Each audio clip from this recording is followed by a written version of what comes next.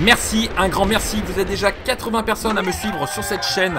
La communauté des makers s'agrandit de jour en jour et ça me fait énormément plaisir. Encore un grand merci à vous. Pour ceux qui viennent de découvrir cette vidéo ou tout simplement cette chaîne, n'hésite pas, si tu n'es pas encore abonné à ma chaîne, d'aller à la fin de cette vidéo, de cliquer sur le petit logo de ma chaîne pour pouvoir faire partie de notre grande communauté que sont les makers.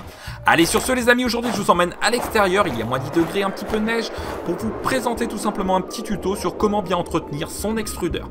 Et oui, ce sont bien les traces d'un héron qui malheureusement s'est trompé de jour car il est venu chercher tout simplement des poissons mais qui là sont surgelés. Allez, maintenant c'est parti! Et salut amis makers, j'espère que tu vas bien. Aujourd'hui on se retrouve pour un tuto sur comment bien entretenir son extrudeur. Ici tu peux voir donc la petite roue crantée qui est très sale. On peut voir qu'il y a vraiment du filament qui s'est déposé et là il est temps de faire un petit entretien. Je vous conseille donc au moins une fois par mois de faire l'entretien de votre extrudeur, ainsi que de votre imprimante en général. Donc on va procéder tout simplement au nettoyage de cette petite roue crantée. Alors grâce à la magie de la vidéo, moi j'ai déjà procédé au nettoyage. Il vous suffit tout simplement de vous munir d'un petit pinceau, d'une petite soufflette ou tout simplement d'un petit aspirateur pour enlever tous les petits débris de filament. Alors si vraiment c'est trop sale, je vous conseille de démonter entièrement tout simplement votre extrudeur et de nettoyer pièce par pièce. Voilà, donc cette petite roue crantée a une petite vis dessus, donc il suffit de la remettre en place, de resserrer cette vis et le tour est joué.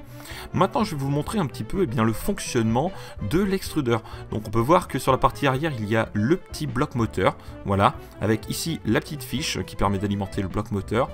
Et ici le petit support pour venir fixer sur votre imprimante. On peut voir devant donc il y a l'extrudeur qui avec la petite roue crantée permet de pousser votre filament jusqu'à la tête d'impression.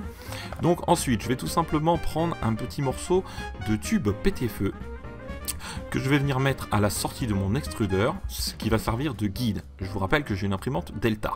Donc ce petit tube de pété-feu est quant à lui relié, attention, et oui, à la tête d'impression. Donc vous pouvez voir ici la petite tête d'impression, voilà. Et on revient donc sur notre extrudeur. On va donc procéder maintenant à la mise en place du filament. Donc je vous conseille tout d'abord de couper un petit peu le bout du filament pour que ça passe mieux dans le pété-feu ainsi que dans votre extrudeur. Vous aurez moins de peine comme ça à le faire passer. Donc je vais prendre une petite pince, on va couper tout simplement ce petit filament. Et là, non, ça ne va pas du tout. Stop, arrêtez tout. Il faut prendre un autre outil. On va tout simplement prendre, oui, un petit sécateur de jardin. Et regardez, la différence est que le sécateur va couper vraiment très propre, très net, alors que la petite pince avait tendance à écraser tout simplement le filament. Et donc là, on peut voir que le résultat est vraiment très bien.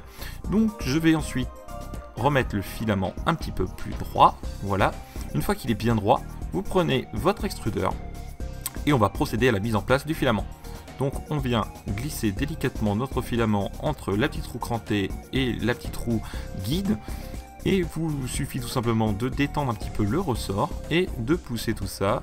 Ça va ensuite passer directement dans votre petit tube pété-feu. Et le tour est joué. Donc ensuite il suffit bien entendu de pousser à fond votre petit filament pour qu'il aille jusqu'à la tête d'impression. Voilà. Et ensuite, bien entendu, la cartouche chauffante va chauffer et votre impression aura lieu. Donc on peut voir ici une petite impression. Donc j'ai remonté mon extrudeur sur mon imprimante. Et donc là, vous pouvez voir donc l'extrudeur qui fonctionne avec une petite impression. On peut voir qu'à droite, le fil blanc est un petit peu gondolé. C'est tout simplement la petite roue crantée qui joue bien son rôle. Donc pensez bien avoir une petite roue de secours chez vous. Si t'es pas encore abonné à ma chaîne, n'hésite pas à t'abonner en cliquant sur le petit logo. Et surtout, n'oublie pas de laisser un petit pouce. Je te dis à très bientôt pour de nouvelles vidéos. Allez, ciao les makers!